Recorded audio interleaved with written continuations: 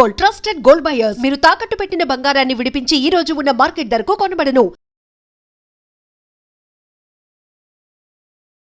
Welcome to iDream Media. So రాత్రి నిద్రించే ముందు గోరువెచ్చని నీటిని తీసుకోవాలి. ఇది మన ఆయుర్వేదంలో చెప్పబడింది. ఇది ఒక ప్రాచీన వైద్య విధానము. ఈ రెమెడీని పాటిస్తే చాలా రకాల అనారోగ్య సమస్యలకు చెక్ పెట్టవచ్చట. మరి దీని గురించి పూర్తి వివరాలు తెలుసుకుందాం. ఈరోజు మనతో పాటు ఉన్నారు ప్రముఖ ఆయుర్వేద వైద్య నిపుణులు ప్రొఫెసర్ డాక్టర్ టి వేణుగోపాలరావు గారు from Ojas Ayurvedic centre Chikkadpally. Doctor గారు నమస్తే. ధన్వంతరియే నమః. నమస్కారం.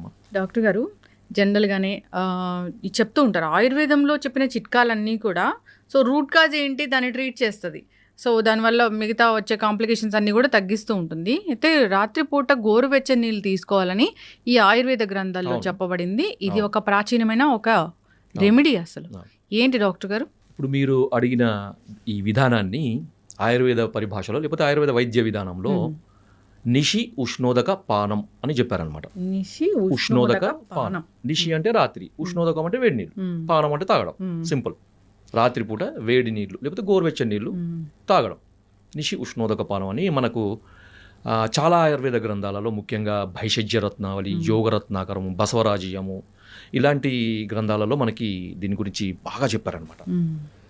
అయితే ఈ నిషి ఉష్ణోదక పానం అంటే ఏంది, ఎలా తాగాలి, ఎవరు తాగాలి, ఎంతకాలం తాగాలి, ఇవన్నీ ప్రశ్నలు. సో దాదాపుగా నేను నా దగ్గరికి వచ్చే ఎక్కువ మంది పేషెంట్స్కి సజెస్ట్ చేసేది అంటే 170% మందికి, అంటే వాళ్ళ అవసరం, ఇది తాగాల్సిన అవసరం వాళ్ళకి ఇది నేను సజెస్ట్ చేస్తాను. దాదాపు 15 ఏళ్ల నుంచి నేను ఇది సజెస్ట్ చేసుకుంటూ వస్తున్నాను. అద్భుతమైన ఫలితాలు ఉంటాయమ్మా. చాలా సింపుల్ రెమెడీ, సింపుల్ చిట్కా. మన చిట్కా అంటే మనము ఏదో మనము దీన్ని చిన్న చూపు చూడొద్దు. దాంట్లో ఎంతో సైంటిఫిక్ రీజన్ ఉంటుందన్నమాట.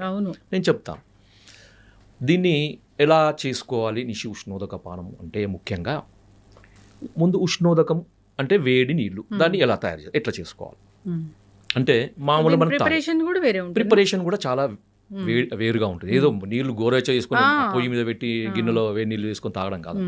దానికి ఒక పద్ధతి ఉంటుంది అన్నమాట. సో ఆ పద్ధతి ఎందుకు చెప్పారనేది కూడా దానికి రీజన్ చెప్తాను.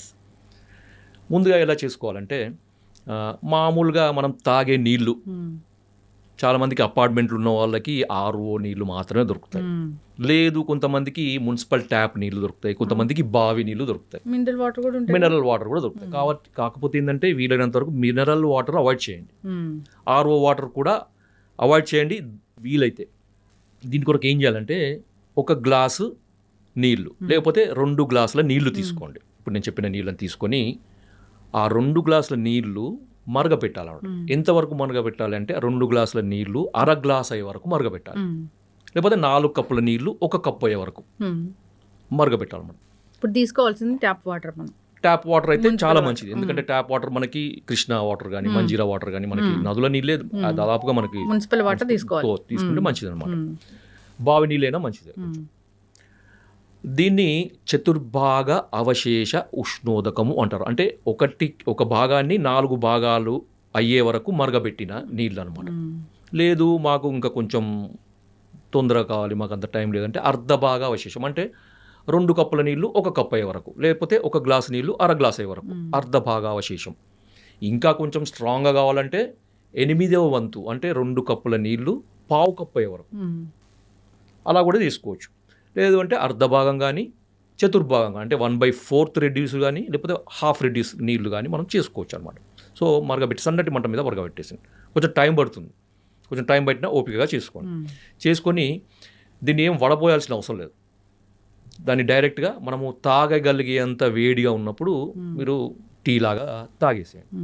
తాగగలిగేంత వేడిగా ఉన్నప్పుడు దీన్ని తాగాలన్నమాట. సార్ మరి ఇది ఎప్పుడు తాగాలి అంటే దీనికి ఒక పద్ధతి కూడా ఉంది, తయారు చేసుకునే పద్ధతి ప్లస్ తాగే విధానం. ఎప్పుడు అంటే రాత్రిపూట భోజనం చేసిన తర్వాత 2 గంటల గ్యాప్ ఇచ్చి తాగాలన్నమాట. ఎందుకు అంటే మనకు తీసుకున్న ఆహారము పూర్తిగా జీర్ణమయ్యి మనకి పొట్టలోకి వచ్చినప్పుడు ఇది తీసుకోవాలన్నమాట. సో అందుకని ఏంటంటే మనకి ఈ ఫుడ్తోని కలవడం జరగదు. మామూలుగా ఉదాహరణకి మీరు 7 గంటలకి లేకపోతే 8 గంటలకు మీరు రాత్రి డిన్నర్ చేస్తారనుకోండి, 10ంటికి తీసుకోండి. లేకపోతే కొంచెం ఎర్లీగానే తీసుకోవాల్సిన మీకు అనిపిస్తే 7 గంటలకు మీరు భోజనం చేసేసి 9 గంటల వరకు తీసుకొని మీరు ఒక 10 నిమిషాల తర్వాత పడుకోండి, లేకపోతే అర్ధ గంట తర్వాత పడుకోండి, మీ ఇష్టం. కానీ తిన్న తర్వాత మాత్రం అంటే రాత్రి డిన్నర్ తర్వాత మాత్రం ఒక 2 గంటల గ్యాప్ మాత్రం ఖచ్చితంగా ఇవ్వాలి. ఓకే, ఇది తీసుకునే టైము, మనం తయారు చేసుకునే పద్ధతి. రెండవది సార్, మరి దీనివల్ల మనకు ఉపయోగాలు ఏంటి? అందరికీ మనకి డౌట్ కదా, మీరు తీసుకోమన్నారు మేము తీసుకుంటాం, కానీ దీనివల్ల ఏం సార్ మాకేం బెనిఫిట్, ఎందుకు తీసుకోవాలి సార్, మాకేం పని లేదా అని అడుగుతారు కదా. చెప్తాను.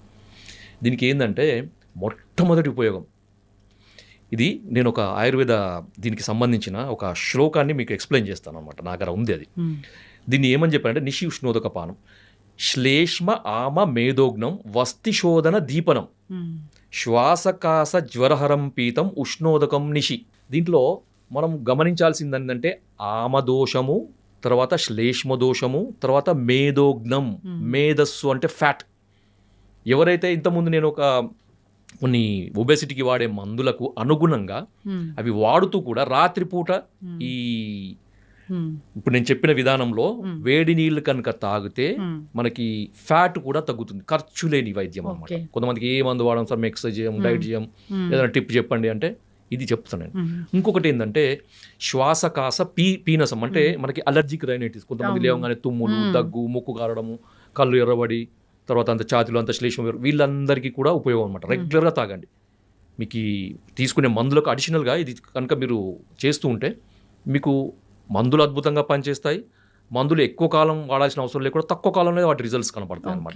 తర్వాత ఇంకొకటి కాన్స్టిపేషన్, ఉదయం లేవగానే చక్కగా మోషన్ అవుతుంది, ఫ్రీగా మోషన్ అవుతుంది. తర్వాత డే అంతా కూడా ఎనర్జెటిక్గా ఉంటారు అనమాట. ఎందుకంటే దీనికి ఆమదోషహరం అని చెప్పారు. ఆమం అంటే టాక్సిన్స్, అవి బయోటాక్సిన్స్, ఫుడ్ వల్ల వచ్చేవి, మెటబాలిక్ యాక్టివిటీలో వచ్చే టాక్సిన్స్, లేకపోతే రకరకాల టాక్సిన్స్ని మనమి ఆమదోషం కింద, ఆమదోషం అది పెద్ద టాపిక్ అది. సో ఆమదోషం ఉన్నప్పుడు శరీరంలో అంత బరువు, నీరసము, లేకపోతే ఎప్పుడు చిన్న పని చేసిన తొందరగా అలసిపోవడము, లెథర్జీగా ఉండడము, దేని మీద కాన్సన్ట్రేషన్ లేకపోవడము, కొంచెం పని చేసినా కూర్చోవాలనిపించడం, కూర్చున్న తర్వాత పడుకోవాలనిపించడం, పడుకున్న తర్వాత పూర్తిగా నిద్రలోకి జారుకోవాలనిపించడము, తర్వాత చిరాకు, చిన్నదానికి చిరాకు, ఏదైనా కొద్దిగా సౌండ్ విన్నా కానీ ఆయాసం లాగా రావడం, దడలాగా రావడం, కోపం రావడం, రెస్ట్లెస్నెస్, ఇవన్నీ ఉంటాయి అన్నమాట. ఇవన్నీ కూడా ఆమదోషానికి సంబంధించినవి. సో ఇవి తీసుకోవడం వల్ల ఏంటంటే బాడీ డిటాక్స్ అవుతుంది, శరీరంలో ఉన్న మనకి టాక్సిన్స్ అన్నీ కూడా పోతాయి అన్నమాట. పోయి బ్లడ్ ప్యూరిఫై అవుతుంది, మన పేగులలో ఉండే మలం, చెత్త చెదారము, తర్వాత మలం, మన టాక్సిన్స్ అన్నీ కూడా బయటికి వెళ్ళిపోతాయి. వెళ్ళిపోయి మనకి రోజంతా హుషారుగా ఉండేటట్టు చూస్తుంది అన్నమాట. సింపుల్ రెమెడీ, చాలా సింపుల్ రెమెడీ. ఎంత మనకి దీనికి ఏమైనా ఖర్చు ఉందా? ఏం లేదు. నీళ్ళు తాగి పడుకోవడం, పాలు తాగే బదులు పాలు, కొంతమంది జ్యూస్లో తాగే అలవాటు ఉంటుంది, అవన్నీ మానేయండి. మీరు జస్ట్ ఒక నీళ్ళు తాగండి, వేడి నీళ్ళే తాగండి, ఖర్చు లేని పని తాగండి. మీరు ఇవన్నీ బెనిఫిట్స్ వస్తాయి. తర్వాత ఇంకొకటి ఏంటంటే కొంతమందికి స్కిన్ డ్రై అవుతుంది, ఇప్పుడు చలికాలం కదా, స్కిన్లో హైడ్రేషన్ కూడా అవుతుంది, చర్మం మొత్తం తేమగా ఉంటుంది, స్కిన్ కలర్ కూడా పెరుగుతుంది దీంతో. ఎందుకంటే టాక్సిన్స్ అన్ని పోతుంటాయి కదా, బ్లడ్ ప్యూరిఫై అవుతుంది కదా, స్కిన్ కూడా మంచిగా గ్లో పెరుగుతుంటుంది, చూడగానే ఏదో హెల్తీగా కనపడుతుంది, ముఖం కూడా తేజస్సుగా కనపడుతుంది. సో ఇన్ని బెనిఫిట్స్ ఉన్నాయి. తర్వాత ఇంకొకటి ఏంటంటే ఇది కొంతమందికి ఈ హెచ్డిఎల్ లెవెల్, ఎల్డిఎల్ లెవెల్, మనకి లిపిడ్ ప్రొఫైల్ అంటారు కదా, లిపిడ్ ప్రొఫైల్లో హెచ్డిఎల్ లెవెల్ మనకి తక్కువ ఉండడం, ఎల్డిఎల్ లెవెల్ ఎక్కువ ఉండడము, టోటల్ కొలెస్ట్రాల్ ఎక్కువగా ఉండడం, వీళ్ళకి కూడా ఇది వాడుతుంటే, ఆ మందులకు అడిషనల్గా వాడుతుంటే కూడా మంచి బెనిఫిట్స్ ఉంటాయి. సార్ ఇవన్నీ చెప్పారు. మీరు ఇంట్రెస్ట్ ఉన్న వాళ్ళు ఈ పార్ట్ చూడండి, ఈ లాస్ట్ పార్ట్. ఇది కారణం చెప్తాను నేను ఎందుకు అని, ఎందుకు ఇది ఇంత అద్భుతంగా మీరు చెప్తున్నారు, దీని యొక్క ప్రాముఖ్యత ఏంటి, అసలు దీని వెనకాల ఉన్న సైంటిఫిక్ రీజన్ ఏంటి. సింపుల్ అమ్మా, మనకి శరీరంలో స్రోతస్సులు అని ఉంటాయన్నమాట, నాడులు అని అంటారు. సూక్ష్మ నాడులు, స్థూల నాడులు అంటే సబ్టిల్, అంటే మనకి సూక్ష్మ అంటే సబ్టిల్గా ఉండే నాడులు అంటే మార్గాలు, పతాలు, వేస్, తర్వాత మనకి capillaries, blood vessels, capillaries, lymphatic డ్రైనేజ్కి సంబంధించినవి, తర్వాత వీన్స్, వీటి ఆర్టరీస్, నర్వ్ కండక్షన్ సంబంధించిన నర్వ్స్, వీటన్నిటిని కూడా మనం స్రోతస్సుల కింద తీసుకోవచ్చు. అవి కంటికి కనబడని వాటిని మనకి సన్నగా ఉండే వాటిని సూక్ష్మ స్రోతస్సులు అంటారు. స్థూల స్రోతస్సులు అంటే మనకి గ్యాస్ట్రోఇంటెస్టైనల్ సిస్టంలో ఉండే మనకి పేగులు, తర్వాత ఇవన్నీ కూడా మనకి స్థూల స్రోతస్సుల కింద తీసుకోవచ్చు.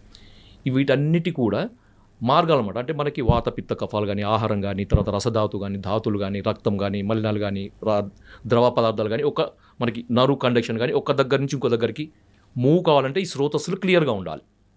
ఓకే, ఎప్పుడైతే ఈ స్రోతస్సులలో లేదా ఈ మార్గాలలో, ఈ దారులలో అడ్డంకులు ఉంటాయో వాటిని స్రోతావరోధము అంటారు. ఈ స్రోతావరోధము తొలగిపోవడానికి అగ్నితత్వం కావాలి. అంటే ఒక ఫైర్ ఎనర్జీ, ఒక ఫైర్ ఎనర్జీ ఉన్నప్పుడు ఏంటంటే ఆ స్రోతస్సులు అనేవి బ్రేక్ అవుతాయి, ఎందుకంటే వాటిలో ఉండే అడ్డంకులు అనేవి కరిగిపోతాయి. సో మేధోధాతు ఫ్యాట్ వల్ల కానీ అది అడ్డంకి ఉండొచ్చు, శ్లేష్మధాతు వల్ల కానీ ఉండొచ్చు కదా. సో వీటి వల్ల వచ్చే శ్రోతావరోధం పోవడానికి అగ్ని యొక్క తత్వం అవసరం అనమాట.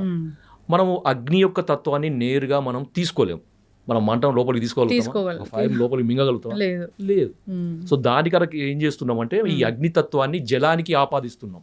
సో మనం వేడి చేయడం వల్ల ఏమవుతుందంటే ఈ అగ్నితత్వము ఆ నీటిలోకి పోయి మనం తీసుకున్నప్పుడు అగ్నితత్వం అనేది ఈ స్రోతస్సులని మనకి ఛానల్స్ ని ఓపెన్ చేస్తుంది అన్నమాట.